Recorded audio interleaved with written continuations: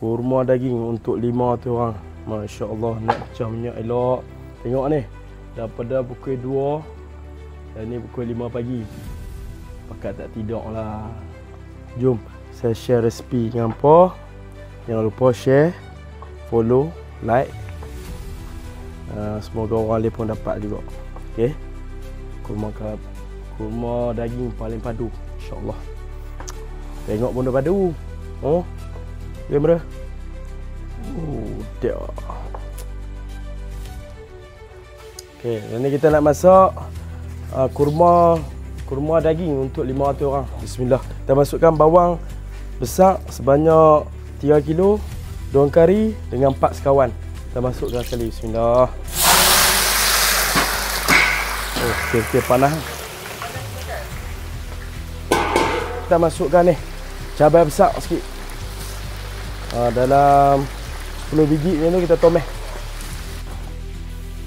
Dan kita masukkan ni akak ketumbar. Kita tumis sekali sampai dia caramelize ataupun cambera lah.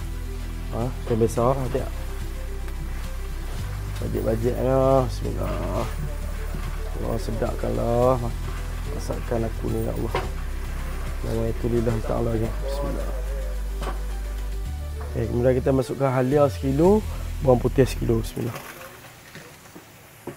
Kita bagi hilang mentah juga lah. Ni pun kita bagi hilang mentah sampai dia betul-betul masak lah, bawang putih ni dengan halia. Kita kacau-kacau. Masak ni tak boleh cincai-cincai sebab kita nak bagi orang makan. Kena sabar banyak. Kemudian kita masukkan bawang besar sebanyak 5 kilo. Bismillah. Kemudian kita masukkan minyak sapi. Bismillah. Sapi sikit. Selalu saya tak buat tumis minyak sapi ni. Saya bubuh ni bagi dia ada rasa, flavor dia. Minyak sapi. Bismillah. Lebih sikit.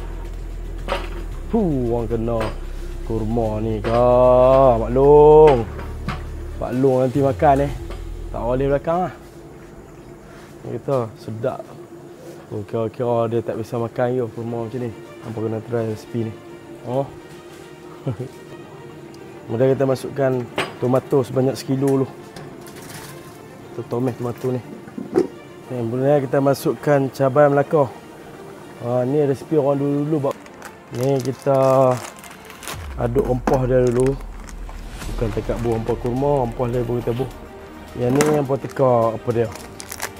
Cuba teka. Cuba komen di bawah ni rempah apa. Kan? Lagi saya beritahu.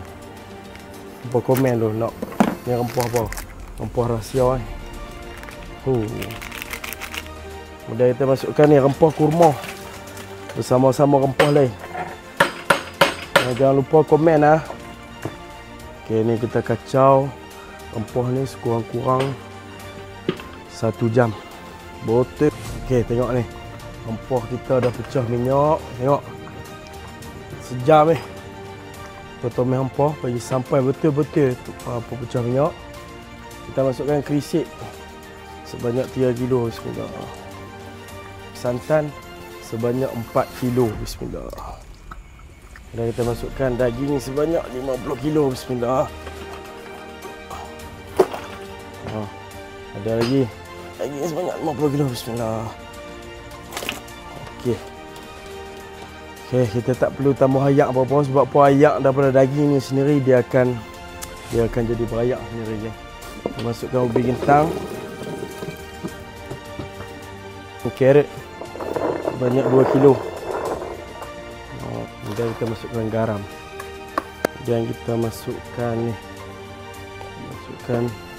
cabai besar dan cabai kecil sikit.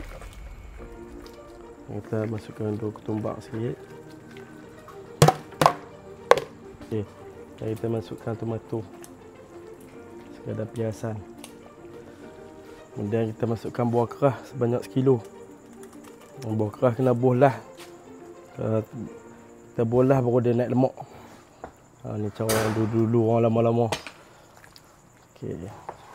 Kita kacau dah siap. Selamat mencuba. Bismillah. Okey.